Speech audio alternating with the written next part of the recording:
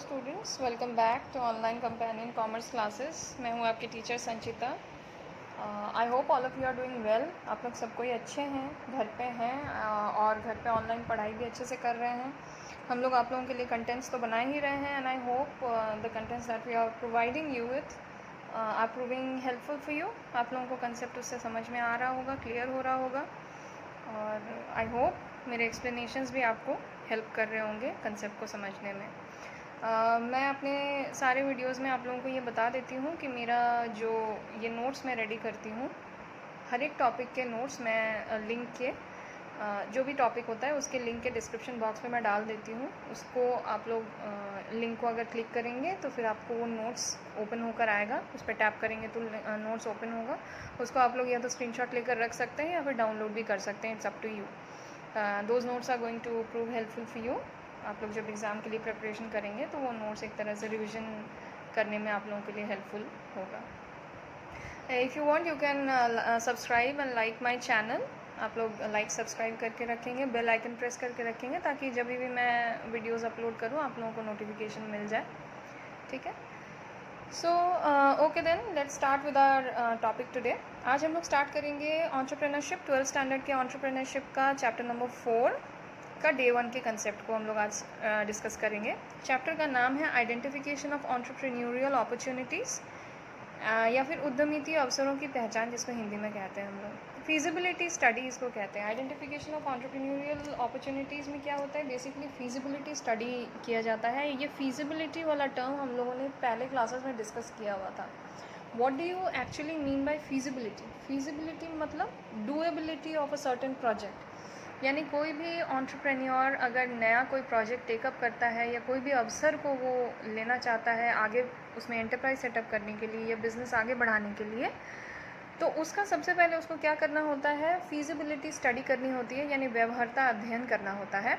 मतलब ये देखना पड़ता है कि कौन सा अपॉर्चुनिटी या कौन सा अवसर लेने लायक या उसमें आगे बढ़ने लायक है या डूएबल है। ये हम लोगों ने पहले ही डिस्कस किया हुआ था। आप लोग प्रीवियस वीडियोज़ में ये चीज़ देख सकते हैं वापस। तो ये फीजिबिलिटी स्टडी करने के लिए कुछ फैक्टर्स को ध्यान में रखा जाता है प्रोडक्ट सिलेक्शन वगैरह में, वो आज हम लोग डिस्कस करेंगे। तो फर्स्ट ऑफ ऑल मैंने एक नोट बनाया हुआ है, come on let's read the notes.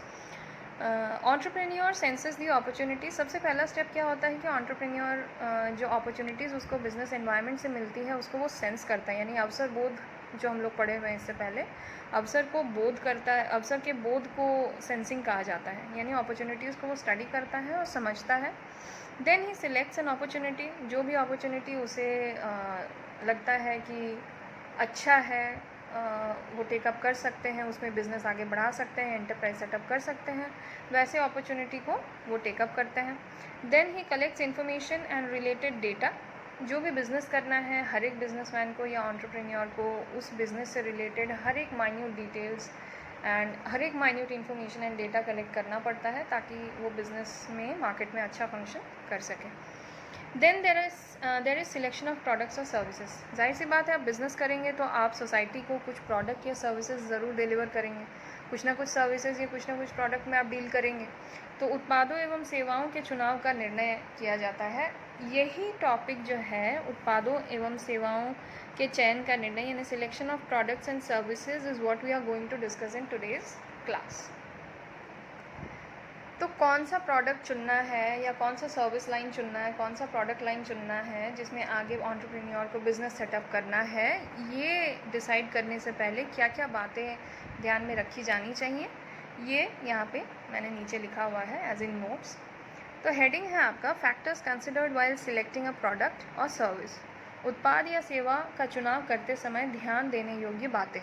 यानी एंटरप्रेन्योर जो उद्यमी होता है या साहसी जो होता है, वो जब प्रोडक्ट लाइन या सर्विस लाइन को डिसाइड करता है, यानी उसका बिजनेस या एंटरप्राइज किस तरह के प्रोडक्ट्स या सर्विसेज में डील करेगा या मार्केट में किस तरह के प्रोडक्ट्स एंड सर्विसेज ऑफर करेगा, ये डिसाइड करने से पहले भी बहुत गहन अध्ययन करना पड़ता है, बहुत डीप थिंकिंग एंड कॉन्टेम्पलेशन करना पड़ता है, सोचना पड़ता है, फिर जाकर ये डिसीजन लिया जाता है। क्योंकि वही प्रोडक्ट और सर्विस लाइन जो है उसी में बिज़नेस आगे बढ़ेगा और उसके लिए बहुत सारे फैक्टर ज़िम्मेदार होते हैं जिसको पहले ही एंटरप्रेन्योर को स्टडी कर लेना पड़ता है।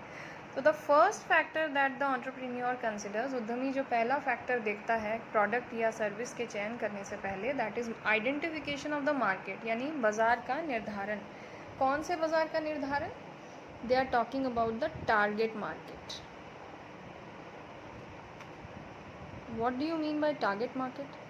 आपको किस तरह के मार्केट, एक तो यहाँ पे मार्केट का दो कॉन्सेप्ट के बारे में इंडिकेट किया गया है। टारगेट मार्केट मैंने पहले भी कहा था, refers to the sum total of consumers जो आपके प्रोडक्ट के बनते हैं, ठीक है, या कस्टमर्स जो आपके प्रोडक्ट के बनते हैं। प्लस यहाँ पे ज्योग्राफिकल लोकेशन के बारे में भी बताया गया है कि पहले एंटरप्रेन्योर को ये देख लेना पड़ता है कि किस तरह के मार्केट में वो अपने बिजनेस को लॉन्च करेगा और अपने प्रोडक्ट लाइन या सर्विस लाइन को लॉन्च करेगा या फिर डिलीवर करेगा। तो पहले तो उसे ज्योग्राफिकल लोकेशन देख लेना होता है, national market, local market, international market, किस तरह के मार्केट को वो टारगेट करके अपने बिजनेस को स्टार्ट कर रहा है। पहले उस मार्केट को आइडेंटिफाई कर लेना होता है और उसका निर्धारण कर लेना ज़रूरी है। देन वी हैव प्रैक्टिकलिटी, यानी व्यावहारिकता। पहले तो आप ये देखेंगे कि जिस प्रोडक्ट लाइन में या सर्विस लाइन में आप डीलिंग करना चाह रहे हैं, वो प्रोडक्ट लाइन या सर्विस लाइन में पहले ही से कोई डीलिंग कर रहा है कि नहीं मार्केट में, पहले ही से आपको मार्केट में वो प्रोडक्ट अवेलेबल मिल रहे हैं क्या। अगर आप उसी प्रोडक्ट को या उसी टाइप के प्रोडक्ट्स में या सर्विसेज में डील कर रहे हैं तो आप उसमें क्या नयापन ला रहे हैं। वो नयापन लाने के बाद वो प्रोडक्ट कितना प्रैक्टिकल रहेगा, यानी व्यावहारिकता उसमें कितनी रहेगी, लोग उसे डिमांड करेंगे, लेंगे, नहीं लेंगे, लोगों के बीच में उसकी पॉपुलैरिटी बढ़ेगी, नहीं बढ़ेगी। ये सारी बातें आपको देख लेनी होती हैं, क्योंकि कोई भी प्रोडक्ट और सर्विस लाइन में आप डील करेंगे तो जाहिर सी बात है आप बिज़नेस को बढ़ाने के लिए करेंगे, ना ही कि ऐसे किसी प्रोडक्ट में या सर्विस में करेंगे जिसका मार्केट में कोई डिमांड ही ना हो। ऐसा तो कोई बिजनेसमैन नहीं करना चाहता, ठीक है। तो उसके बाद आपको देख लेनी है कि वो बिज़नेस या प्रोडक्ट मार्केट में लॉन्च करना चाहिए या नहीं करना चाहिए, या फिर उसमें आप बिज़नेस आगे बढ़ाना चाहिए या नहीं बढ़ाना चाहिए, उसकी व्यावहारिकता कितनी है, यानी प्रैक्टिकलिटी कितनी है। Then we come to the third point, cost of production, उत्पादन लागत। This is one of the most important factors जो एंटरप्रेन्योर को पहले कंसिडर करना होता है, क्योंकि कॉस्ट ऑफ प्रोडक्शन यानी उत्पादन करने में जो खर्चा आपका आता है, प्लस पर यूनिट कॉस्ट जो आता है, पर यूनिट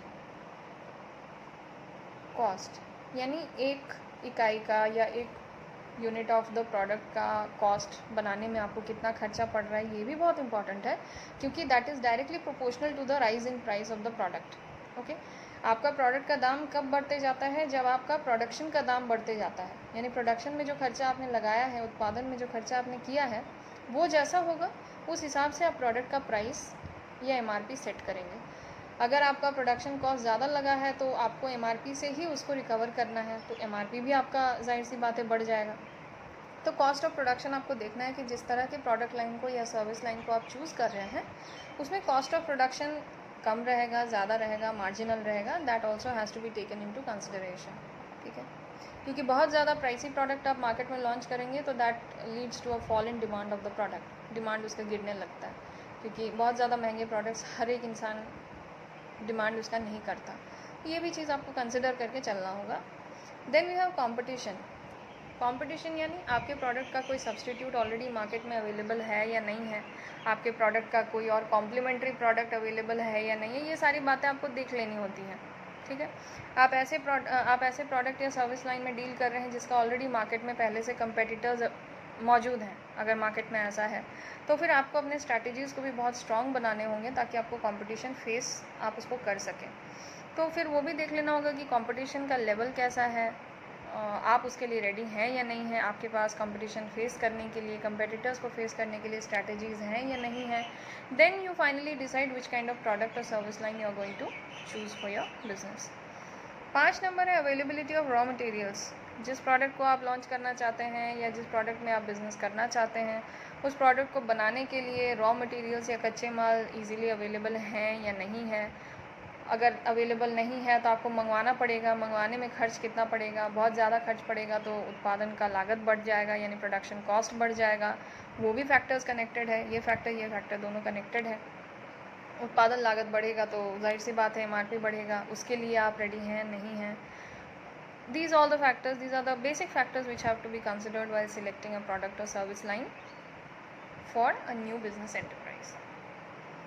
टेक्निकल या टेक्नोलॉजिकल एस्पेक्ट जो होता है, यानी तकनीकी पहलू आपको देखनी है कि जिस उत्पाद को आपने सिलेक्ट किया है या आप करने जा रहे हैं, या जिस सर्विस को आप डिलीवर करने के लिए आगे बढ़ रहे हैं, या जिसमें बिज़नेस आप स्टार्ट करना चाहते हैं, उसके लिए टेक्निकल नो हाउ और टेक्नोलॉजी का अरेंजमेंट है या नहीं है।